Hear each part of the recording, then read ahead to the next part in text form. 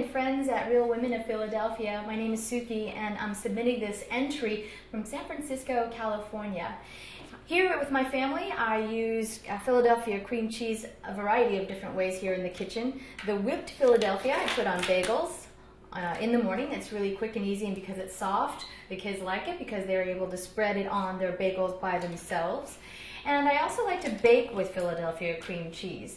I make this really great brownie that has cream cheese with a little orange zest in it and the inside, and I make little mini brownies and serve those to guests as well as put them in my children's lunchboxes, and they love it.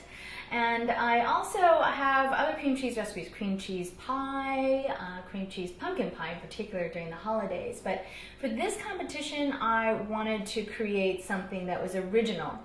And I came up with a dessert that I like to call cream cheese cherry chocolate rangoon. Cream cheese is not an ingredient that you find much in traditional Asian cooking, but with so many generations now living in the United States and enjoying Philadelphia cream cheese, I'm finding more recipes having this ingredient incorporated in. For example, this dessert that I'm creating today is inspired by the crab rangoon, which is Philadelphia cream cheese mixed with crab, garlic powder, chives, and then deep fried in a wonton wrapper. Legend has it that it was invented at a restaurant here in San Francisco, but now you can find it in a Thai restaurant, Chinese, Vietnamese.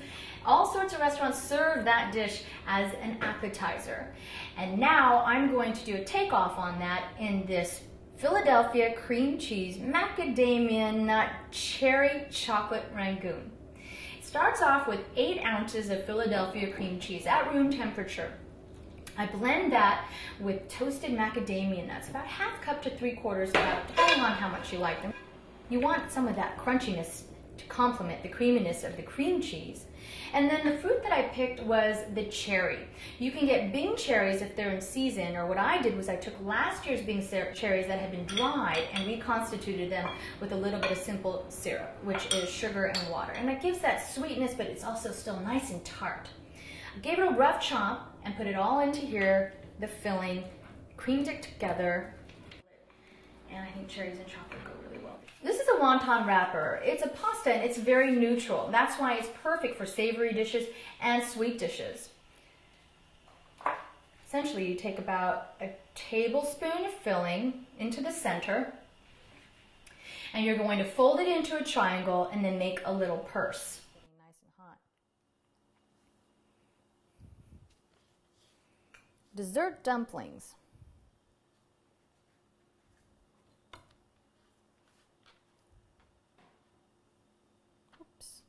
If it breaks, not a big deal. The idea is to get the outside crispy without melting the inside. So it's a real quick, the oil temperature has to be just right. And you can test it out by putting a little piece of the wonton wrapper inside to make sure it bubbles up real crisp and pops to the top quickly. Drop real quick for a quick fry.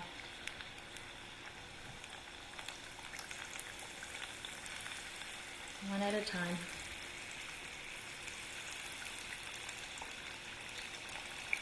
And it should float to the top, stay nice and crispy, and when it's brown, that's when you want to take it out. There you go.